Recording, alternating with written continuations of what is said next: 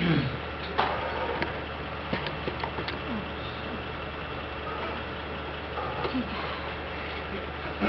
there are people who are doing SEO. So what is SEO? I would like to share with you. First of all, whenever people study search engine or are related to search engine, especially in Pakistan, I came to learn that everybody thinks that people are doing SEO.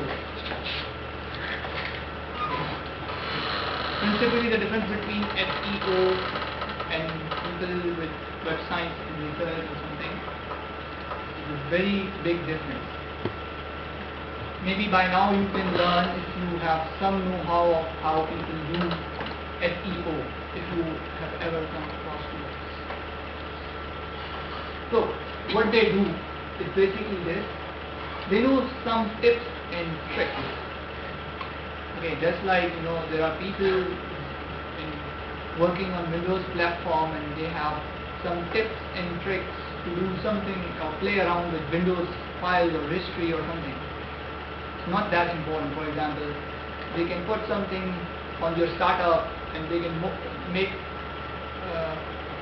look your window machine look beautiful or something. They can adjust some tweaks or they can tell you some software to download which can do some makeover of Windows, for example. So those kind of people can never be said as they are with Microsoft or they're doing some good activity or some good study at Microsoft. But you know that they are not doing it, they are just tweaking it. So similarly, SEO guys, well, it's difficult to say whether they are good guys or whether they are bad guys. Right? Some of them are good, some of them are bad. Okay. What do? They give you tips. They make, maybe sometimes they counsel you or sometimes they ask you what do you want and they can do it for you.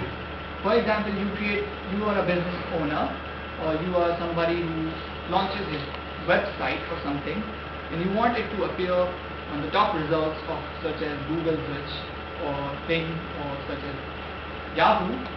Then what they do, they say, what they do, they do not say, they do it, they just put few terms and combinations over your website. They have some dummy web structures which outlinks to your website so that they look important. They put your links on forums and from those forums definitely your website receives outlink, so its popularity according to the philosophy of PageRank would more than double those outlinks, and that's how they make their business. But there is a catch. If they're not doing it the ethical way means that you do not deserve those things and you are overestimating your value and trying to become more important than what you are, then it's not ethical and you may receive some punishment. What could be that punishment? Your website would be banned from the results, blacklisted or some sort of thing. So these guys do these things. Sometimes they give you good tips. Good tips means you do not know how to manage your website. Maybe Yahoo needs to know about your website because nobody is pointing to your website initially when you have launched it.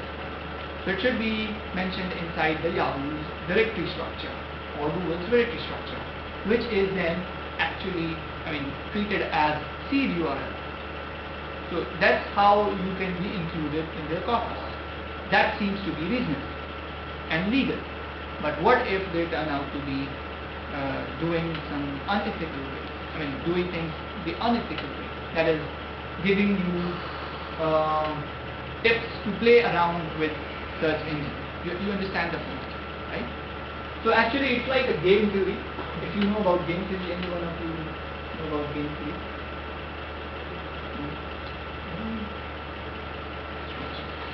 Game theory is coming from the concept of operational research, or maybe you might have heard the name of this subject. It says there are two entities playing a game and each one of them wants to make the most out, right? So One is a player and the other is the enemy of that player. It's this way. So it's kind of a game theory. What they do, the world reacts and adapts to the rules. So what they do, web page author, not perfectly authors, maintainers, if SEO guys are not authors, maybe they are maintainers, create their web pages or boost their web pages with search engine ranking formula in mind. So they are not actually giving good content, or they are not doing it for the user's satisfaction. Instead, they are fooling around times the web search engine. Then they are the bad guys.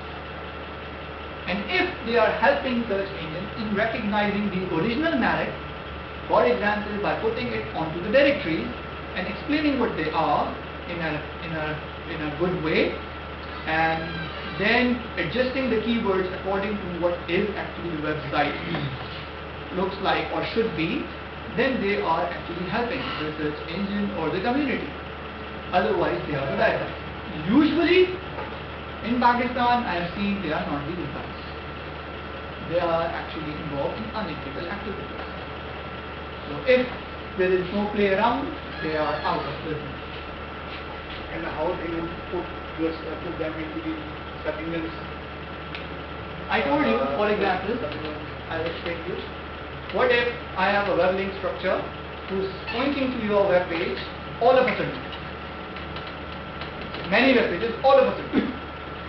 So I'm actually selling an outlink and receiving a payment across. You get the point? Right? It's kind of a fake quote system. Right? So they do it. And that's how they deceive it.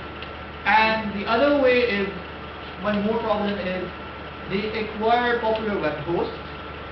What are popular web hosts? For example, there was a website 2 years back which was very famous, and suddenly they ran out of money and they had to shut down their services. Right? But they were popular. What happens?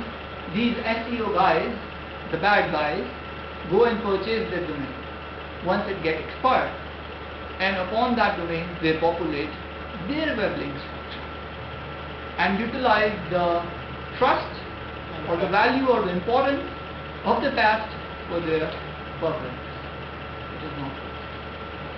So that's what it is. And these are SEOs. Certainly they cannot be compared with people who are making a search engine. So there is a very big difference. And I hope you can understand, because you are intellectual enough. What is that difference? Okay. So huge challenge for today's web search engine. This is a news about the web spam. I'm not sure whether you have seen this picture before or not. But SEO gives birth to the noise of web spam. This is Business Day of New York Times, and there were tricks with which Google showed some of the contents on the web pages on the first result, which was not good. And because of it, what happened, I'm just sharing one happening. There were many which were reported as such happening. What happened?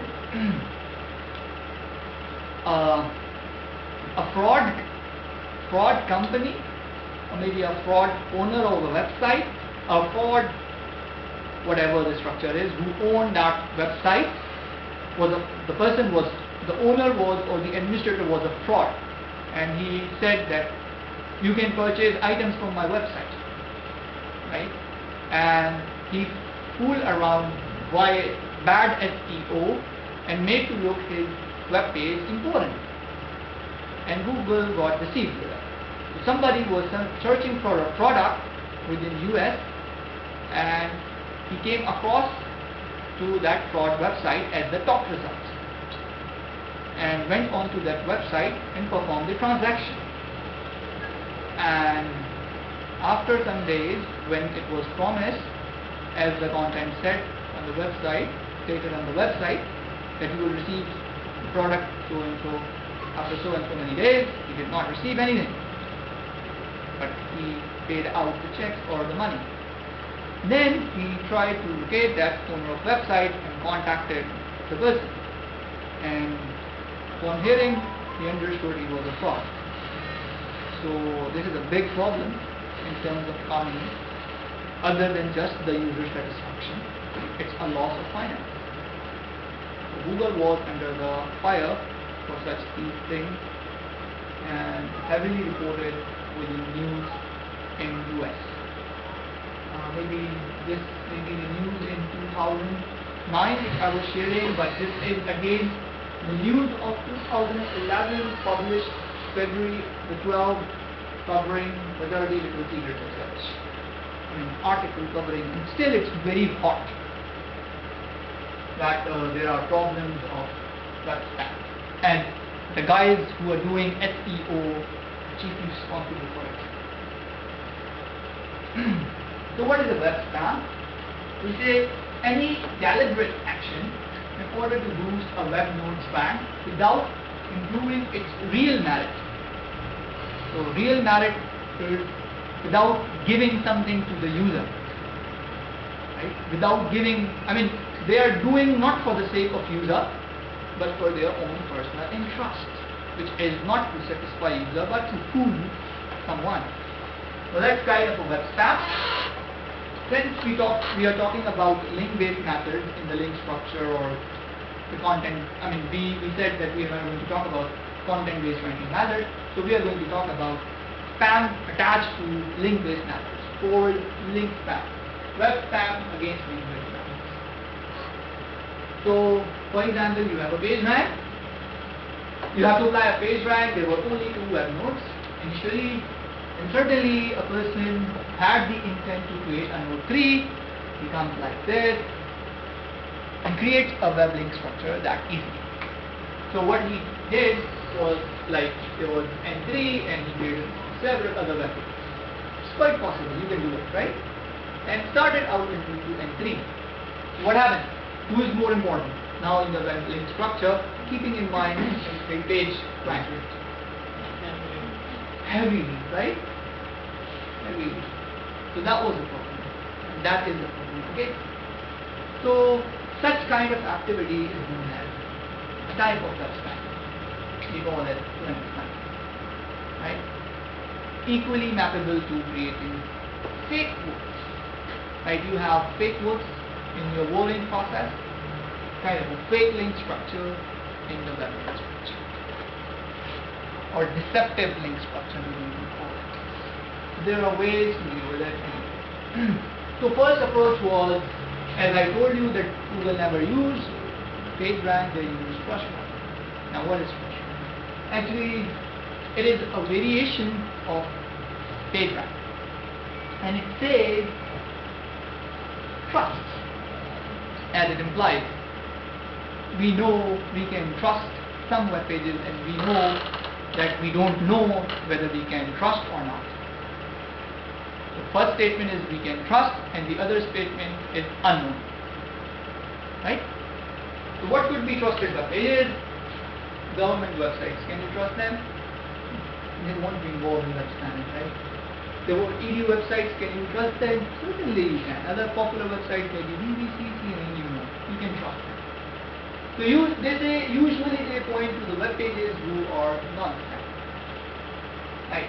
So the trust score propagated through the outlinks of these good or non-spam web pages or trusted web pages would be very beneficial, right? So this is how it began. For example, I'll give you an example.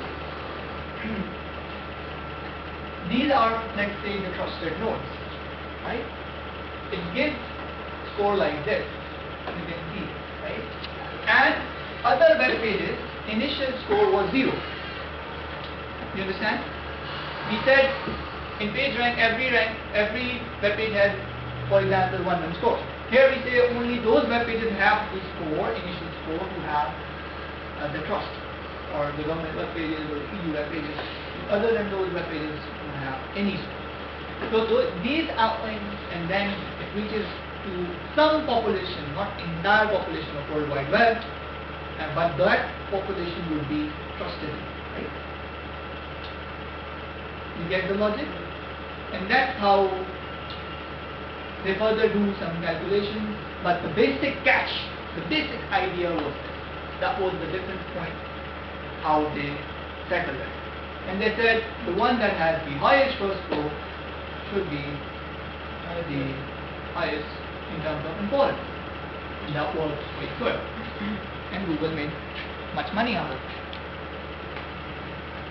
The other guy, okay, by the way, this was discovered in 2004, 2005 by the scientific community, but Google was using it in 1998.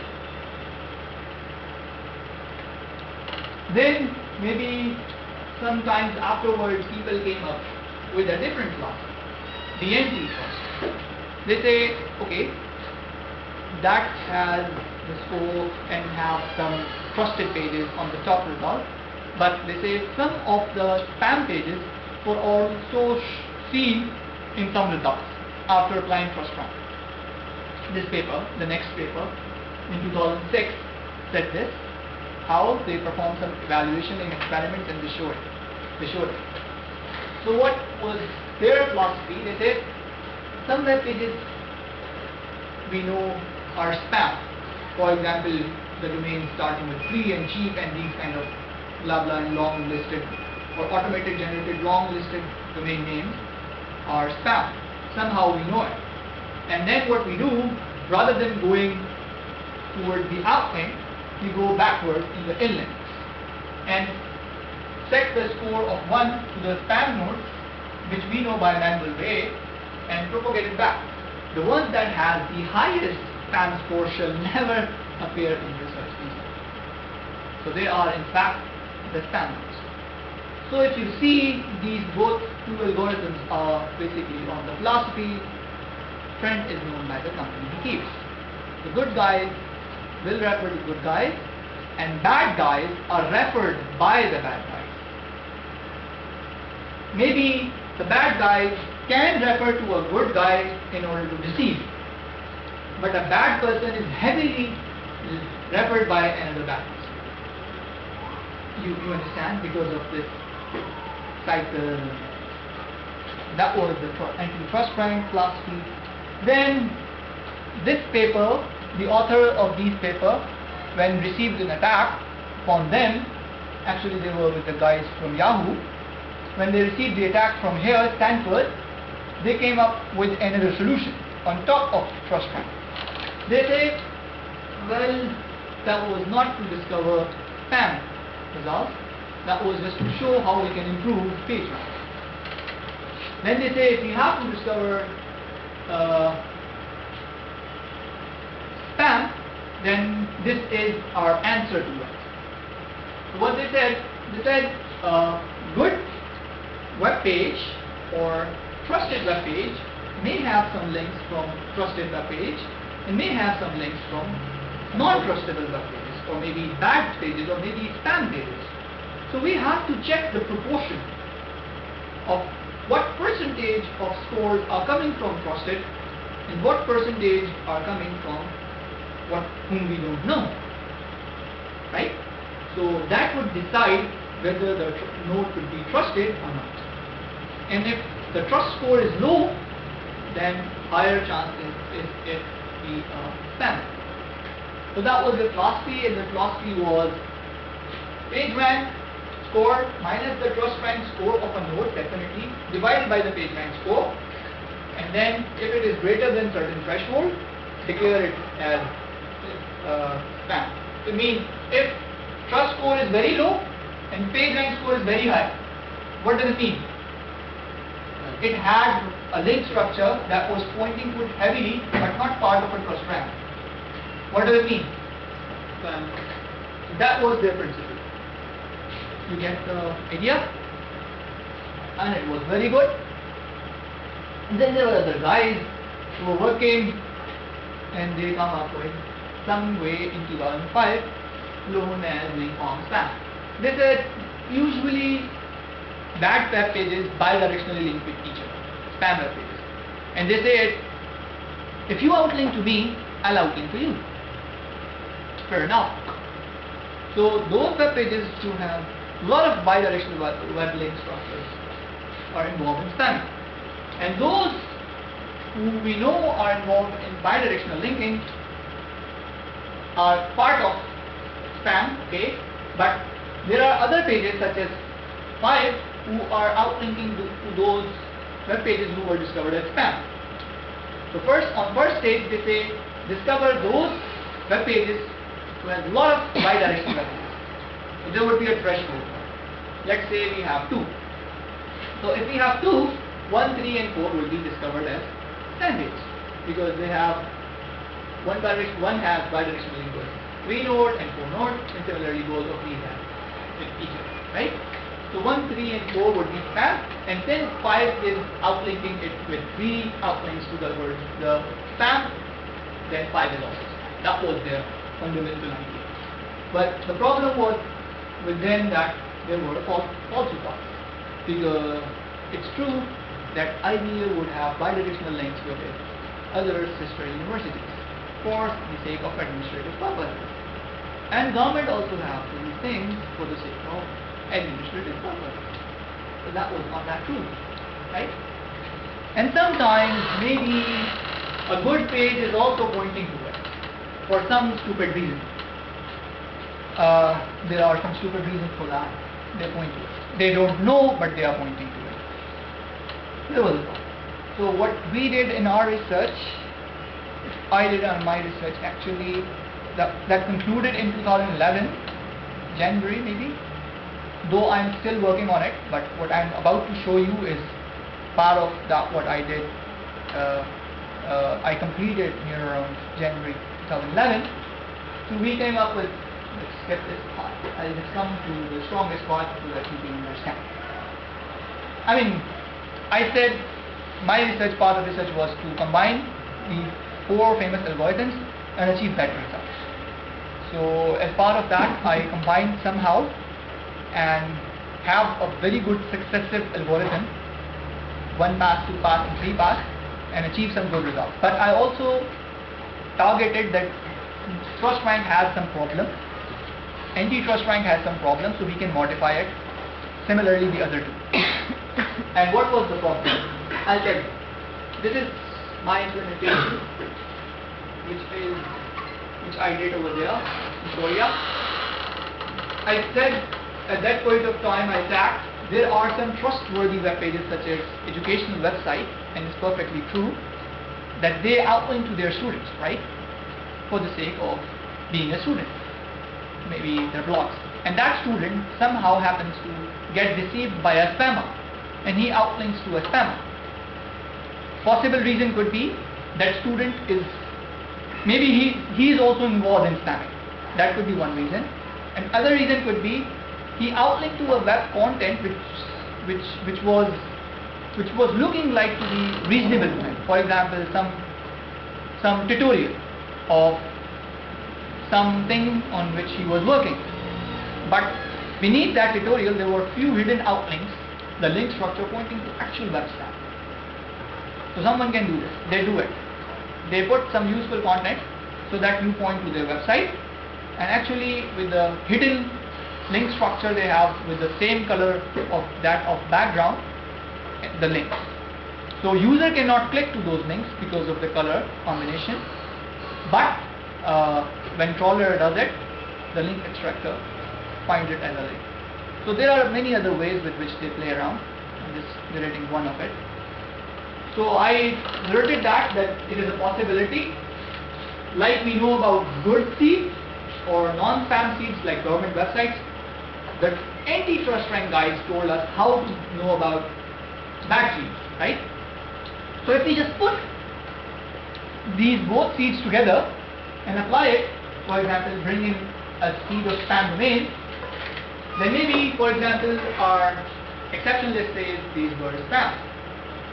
And for example, there were further structure, and if we just insert these 2, then the score going towards here after this application would not go over here because it would be treated as a exception list, and all the structure behind that would be protected, right? Maybe, for example, somehow we knew that this was a problem, this wasn't, for example. Even then we could minimize the spamming effect by the application of bringing. So after this, small change, we saw a good amount of improvement in the result when we applied both algorithms of the same data set under the same constraint. Sorry. Similarly, similar is true. Similar is true for anti-TrustRank. That maybe these were some governmental websites. You spread the score in the backward direction. We somehow came to know about, not somehow, we know that static.gov can never be a spam web page. We know that TU can never be. So we have some sort of these things, and then we can protect anti-trust score reaching out towards the non-spam websites, such as trusted web pages. Consider in this case, if the score penetrates over here, and this happens to be trusted domain, and bidirectionally linking with each other because of sort of administrative purposes, maybe FCS and main IP website, then think about they will have the highest spam scores. Right? By this change exception list, we can protect this. Somehow we know that we know about this or we know about this, and we can protect the entire backward link structure. And this also was found to be very good.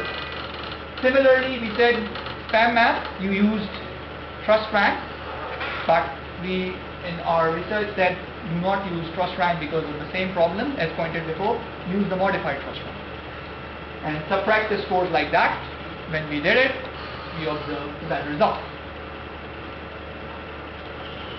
Similarly, for the link farm spam, we said no matter what, an educational website or a governmental website can never be spam, whether they are pointing with each other towards each other or not.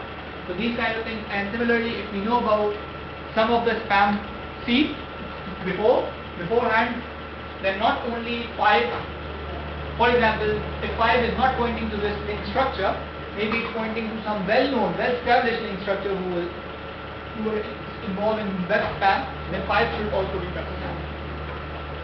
We applied this and we observed good results. Then on a part of this, I combined these two algorithms somehow, 4 algorithms, and observed further improvement. And what I did, I said first we will do seed refinement, seed expansion, how we will apply either TrustRank or anti-TrustRank and find the most trustworthy, highest trust score and highest anti-trust score and treat them as further seed and pass it on to spam detector. Within a spam detector, we will have spam mask, modified spam mask and informed spam. And then we will check both combinations. Either the spam mask will come before the link farm spam or the link farm spam will come before the spam mask. And that we also did over here and observed that which combination or which succession was better.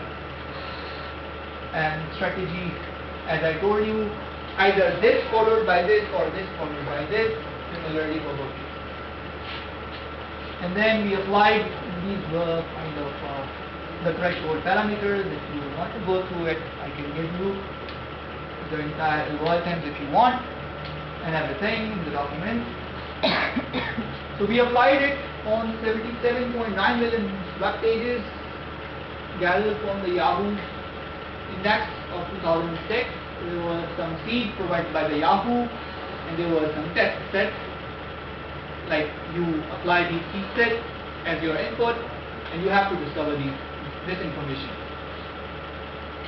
So we did it, and the measures were how correctly we identify and how incorrectly we identify. So the correct identification would be true positive and incorrect identification would be false positive. So true positive is when you say something as spam and it happens to be spam. It's a true identification. And when you say something being a spam and it wasn't a spam, that's a false identification, false positive. So these were the measures which we used and we found improvement. I skipped this. So what was the final information that we saw? We saw here, let's compare. Alright. The best known algorithm before our research in 2011 had the recall, if you remember recall. I told you what is the recall and precision in the previous class, right? Had the recall of 0.64. That means 64% of the results were identified, or the coverage was 64%. So with the best algorithm before our research, while the precision was 85% with the best algorithm before this research. With our modified of the best algorithm, which was spam mass, modified spam mass, we achieved 0.86 precision and 70% recall. Improvements, definitely. And with succession, putting all these together, we had 86% of precision while 80% of the recall. And this is how we concluded what was the better. So from this research, we found that if MATR followed by MTR, then MLFS means modified link constant, and then MSN is more effective. This is what we found. Though I'm also doing more research work. Currently I'm investigating more variations of spam mass. Right, maybe 10 further I've created, and I'm doing it currently, and will find the best among the 10 variations that I have proposed in my recent research. So that concludes today's talk. Before concluding, I want to say one thing more. You see these things, this is the way how you attack others' research, right? The published research, or the people who are working in Yahoo or some other places, they publish some of their work which appears in popular conferences or popular journals. In computer science journals is not true, especially in web science. Maybe in other sciences it is true, because they don't have time. Journals is quite slow in pace. So they publish their work in workshops or conferences. You study from there, find out the weakness, and then attack based upon some standard literature, gather the unquestionable data sets such as I gathered from there, and then show what is the improvement by your technique. And if you do so, then you can have whatever you want, the way you want to choose your path. So this is how you do it. Okay, so that concludes. Any questions?